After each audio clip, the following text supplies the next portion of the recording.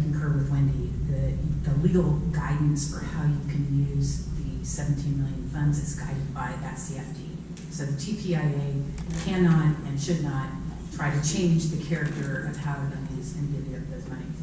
I also concur somewhat with that what I would like to see coming out of this is a recommendation that the FORA board certify the EIR, EIS. I think that has huge value, not in the absence of a specific project, that the JPA or AJPA is created with the money put in escrow. I think that's a good, but I would like to see an added formula for the allocation if there is no success by drop dead date, which would be December 1st, whatever that date is, that is the collective that allocates the funds for habitat into two pots for habitat management areas on the basis of acreage and species, and under the HMP, not just habitat management areas, but the obligations under the HMP, which include the borderland management and the management of the HMAs, and that if there is anything left over, that it be put toward the take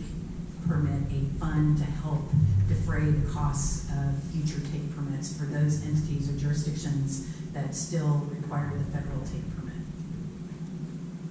That's a motion to a second. There appears to be,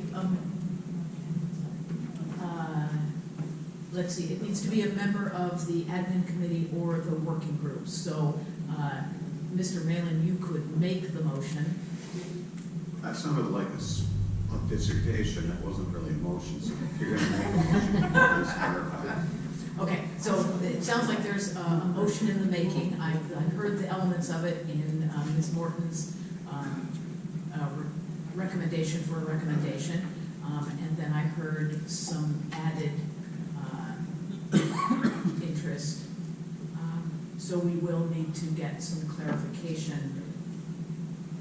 Yes, and I'm not going to repeat the motion. Yes, Mr. Hoffman. Thank you. So I have a different interpretation, and we have lawyers at the table, but we haven't heard from our agency lawyer, and I think that's important here. To me, having been a part of the transition planning process, I think what's being discussed was in the back of everybody's mind that we would eventually reach this point. And I think the ultimate vote on the transition plan was not, as Sherry is describing it, that was not the intent of, which is why Marina voted against it, let's be clear. So at that time, I think Marina was interested in making sure that the HMP money was separate, that they would get their HMP money, their fair share of it, et cetera, et cetera. Other people wanted to make sure that there was money for the HCP part as well. And so that's why essentially what Jane went through is what the transition plan lays out. And I think the transition plan was tasked with allocating liabilities and assets, and this is part of it. But anyway, I'm confused because it seemed like everybody was kind of on board with the number 2, and now it seems like we're kind of going backwards, which is pretty typical for this group. So I would make a motion that we move forward with plan number 2 as presented. Chair, can I, yeah, Mr. Pick, and then so we have a motion, but so far we don't have a second, but we can continue. I'll go ahead and second for discussion. Okay, great. Mr. Pick, then Ms. Flynn, and then Mr. Long. Did you have something you want to say? Okay. Yes. Thank you, Madam Chair. Harrison, you had a question. Oh, thank you. Thank you, Madam Chair. Under discussion of the motion, it strikes me that we are definitely we appear to be agreed on the need to adopt or certify the EIR EIS. We appear to be agreed on the need to establish a governance mechanism, some type of JPA with limited authority to continue the discussion regarding HCP, HMP. We appear to be agreed on the need to establish some kind of escrow account for the funds, $17 million or thereabouts, to be protected until such time as either the JPA determines a way forward to managing an HCP, or the funds are dispersed in some fashion. I think I understood there to be consensus around those points, and I would, and it's exciting and encouraging to hear the state open to continue discussions regarding a base-wide permit for state species. The timing and the mechanism of those discussions is something that I'd be interested in learning more about going forward. So my question would simply be, or my comment would simply be that we specify in this motion the recommendation to the FORA board that it considers certifying the EIR-EIS, and that we recommend to the board consideration of the creation of a JPA for continued governance post FORA. Thank you. Thank you. So, whoa. Was that a friendly amendment to the motion? Yeah, the only reason I didn't include the EIR was because I heard Josh say he was going to get a robust legal opinion for us. But I guess, you know, I think we want that if the legal opinion supports it. So I'm willing to include that. I think that is helpful to people. Okay. All right, so we're moving along on the motion. I think Ms. Flint was next, and then Mr. Malin. So I just wanted to point out to the working group, we're scheduled for this group to have a presentation and or recommendation at the March board meeting. And I'm really excited to hear a lot of the consensus around the table. That's awesome. However, because we are talking about, again, a legal opinion, we want to get into looking at the money, what the options are. I think it might be helpful to know that this is the support at the table today, but create one larger recommendation based on what might happen over these next several weeks, so that when you do go out to the board, as an example, I think Member Morton was pointing out, you're going to need to ask for some money in the general fund. You're going to want to know how much it's going to cost you to open up this HCP. So my recommendation for your consideration would be to actually table that motion and continue knocking these things out, so that you, if you choose to, give direction to staff to have ICF and DDA come back to this group with what it would cost, how long it would take, that sort of thing. Have legal come back with opinions regarding the money, and really nail down the CEQA impacts. Also, just as an aside, the EIS is going to move on a separate track with the federal government. So the FORA board will not be certifying that document. That will be done elsewhere. So the focus really should be on that EIR and the process. So I'm just throwing that out there as a suggestion. That would mean that this group would likely have to come to its overall conclusion at the end of February, so that that information could then be presented to the board in toto in March rather than piecemeal. And Chair, what are your thoughts? Do you think, because I'm inclined to follow your lead on this. Thank you. Yes, I think I'm comfortable with kind of finding consensus points. It does, I think Mr. Pick articulated the areas where we do agree. There are other points we might want to be adding as we go, including the possible request to the FORA board to allocate general fund money for whatever the process is going to cost us. But I think we are moving in a direction that is healthy. I'm interested in continuing the discussion to see, but it may be that trying to make piecemeal recommendations to our FORA board might generate more confusion than might. So I think keeping track of these areas of agreement is a good idea. Continuing to discuss how some of the other items might be handled makes sense, and then really aiming to, I think, Ms. Flint, did you say towards the end of February, really then clarifying what those points of agreement are into the recommendation to the board.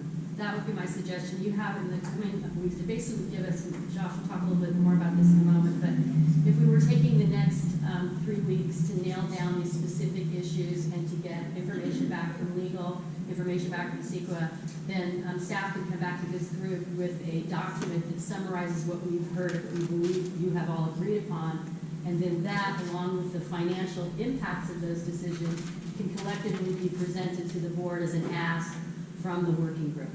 I think that way, again, we're on limited time, as you know, with the FORA board, and you have to be considering that if it has to come to 2 votes, there's limited time, right? You're going to be in a good position in March because the end of your budget will be coming in.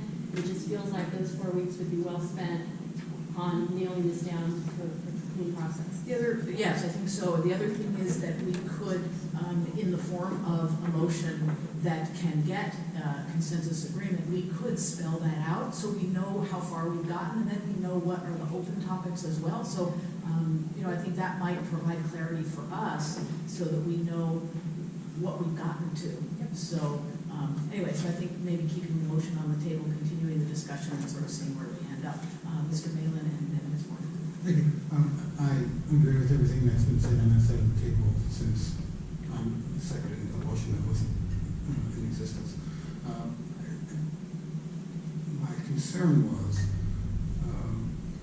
and Kendall addressed, let's table that motion, because I did not know what was going to happen after this group made that motion. Were we done?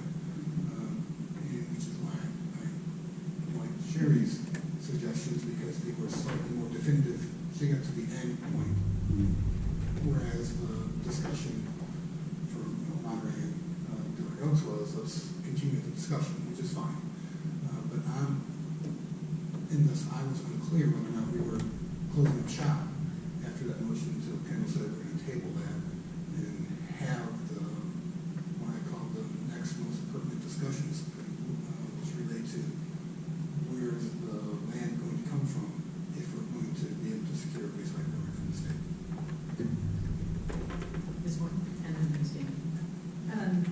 So I agree with what Dino listed as being the motion, and do not agree with what Ms. Damon said, is that any motion would include the disposition of funds and what was put into what pot. That is what this new organization would be determining. So I just wanted to clarify that. But now let's go back to what we should be communicating to the board, and this is my question to everybody in the room, staff probably, predominantly, is that I think all of us, going back to your middle model, is that that's going to require a legal document. And the other thing is that whatever gets created is going to require additional funding. I serve on finance. Somebody else in here, yes, serves on finance. We will be, they're right now doodle polling us to come to the final finance committee to do a mid-year proposal. And Helen, our finance director, is saying, please bring the final list of what monies need to be expended. So I think out of this meeting today needs to be, I don't know how it gets, if it goes to the FORA board first, goes to staff, goes to admin, executive, someplace, those 2 funding components need to have a number assigned to it, and it needs to be in that finance consideration sooner. We can't wait till March. So that's part of what the agreement, as Dino has outlined, as Alan has outlined, as Sherry outlined, if you cut her off at item D and not go to H, I think we're all in agreement with it. Now we're trying to get the funding. So I asked us to address that today. Yes, Ms. Damon and then Mr. Robles. And this might be pertinent to that funding question. So as your CFD, as FORA CFD is set up, it allows for habitat management activities and administration of any of the defined things inside of the CFD. So to the extent that that funding is for a legal document to implement HCP or habitat management, amend the HCP, I believe that money from the CFD funds, not from FORA's general fund. And subject to review by FORA council, but that's my understanding of how FORA has used those funds in the past and what the authority is in the notices of lien for the CFD fund. So it's not a general fund to the extent that you're creating habitat management oversight obligations amendment. Mr. Oglesby, then Ms. Flint.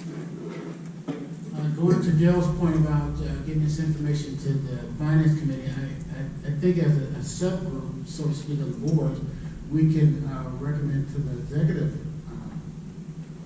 committee that they send this to the finance committee. Because we can't send it to the whole board, we have to send someone official, so that way it can get to Josh and he can push it back down. But we can recommend it to the executive body to direct them to take a look at it. Ms. Flint. My suggestion would be that I agree with everything that's been said, and given the timing with finance, what might be a productive direction from this group today is to direct the executive officer to work with the consultant team and bring back to this group a projection of what that cost might look like for doing the work, because that would be directly relevant to the amount of money that you ask for from the board. And what you're looking at here, which is a little further down the agenda, but in terms of the cost of the JPA of this working group, we've looked at it and it would be relatively low, right? Because you can use your own staff, you can use, there's not a huge issue with that. But this ask on the consultants to open it back up, the sooner you get that information, the sooner you know what the number is to take to finance and take to board. Okay, so, yes, Mr. Cagliari. When is the finance meeting? Like, in the doodle poll, what's it look like it's coming? February 24th. Okay, so we've got 3 or 4 weeks, right? I guess it's 3 weeks. Yeah. Okay, so, I think so I think it would be good to move now to,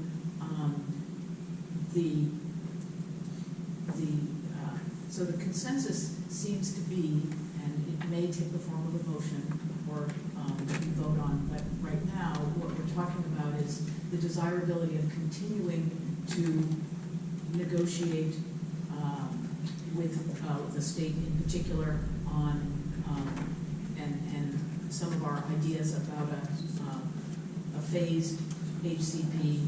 All of we want to continue those conversations, and we suspect that it's a good idea to establish an entity that will outlive FORA to continue those conversations and to be so. With that understanding of where the conversation has brought us, it would be helpful for the legal team to know. I think we've made some pretty good progress saying that we think we're willing to consider a JPA.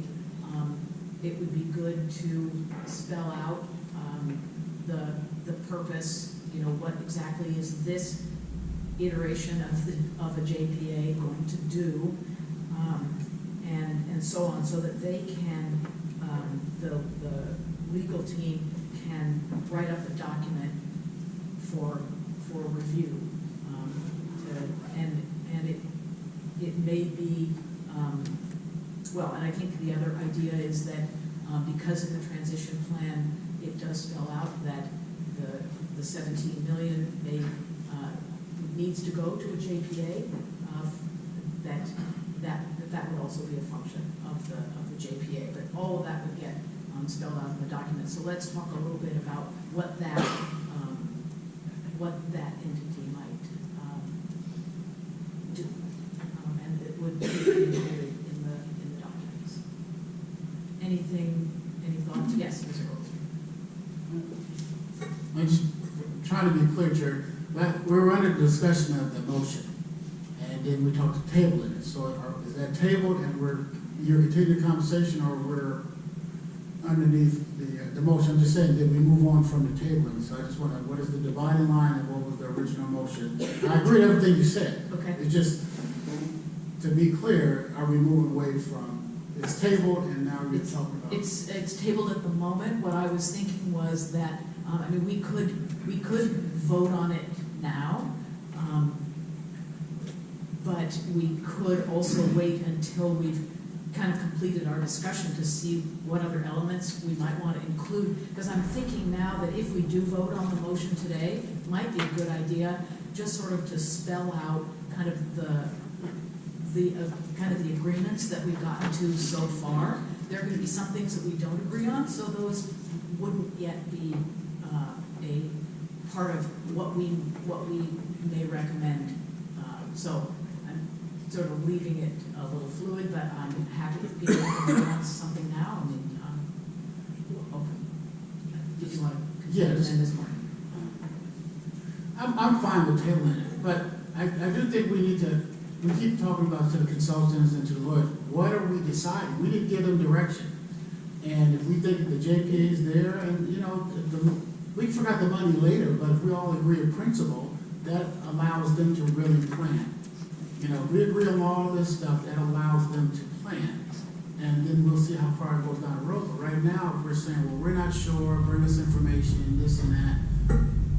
If we're talking about we agree on 90–70% of this stuff, then let's lock down some of these things. Now, I'm not saying we have to vote today, but I just said let's lock them down, either right now or next week. But that way, I think Gail mentioned it earlier, where then it opens up, or Craig mentioned, then it opens up what's left. You may have said that. Then it opens up what's left to disagree on. But now we just keep talking about what we agree on, and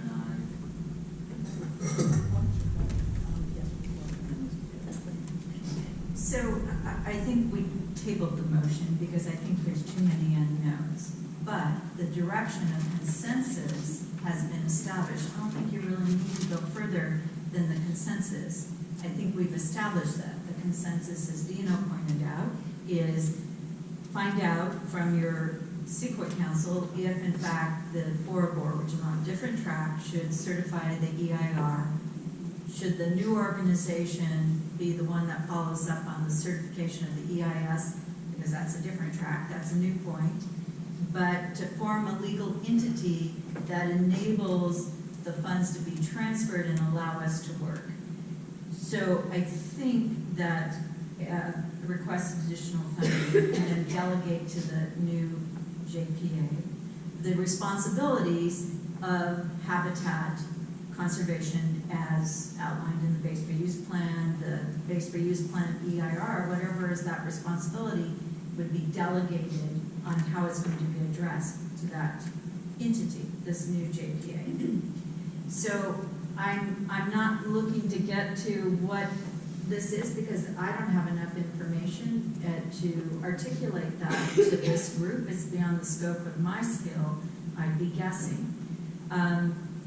So I think the consensus outline gives attorneys enough to get started with an agreement that would come back.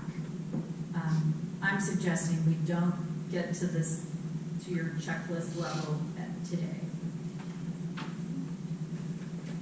All right, Mr. Gaglione? It's Gail's point. That's exactly the same thing. What I would like, and it's what the chair brought up, is some kind of bullet point so that when we walk out of here, a vote was what I was thinking, but we don't need a vote as long as we have the bullet points that when we come back to the next meeting, we say, okay, look, we agreed to this, and start from there. So that to Ian's point, that we're not rewriting through that. That would be great. So some deliverable, some.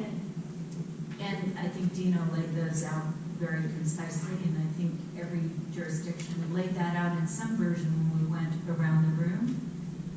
So if there needs to be bullet points, one was the EIR, EIS, Dino, correct? If it's recommended by CEQA Council, form the entity that was in Model 2, excuse me, the middle model, enable that entity to receive the transfer of the funds, well, this is separate from that agreement, but delegate the responsibility that the FORA board has to meet the habitat conservation responsibilities as required under the base for use plan and its certified EIR. those responsibilities. And that would be basically it. And maybe you can also direct the executive board and the finance committee to look at the funding, Right, so, allocating funding for, JPA planning. yes, I was identifying those bullets that were basically forming what was going to be in that JPA.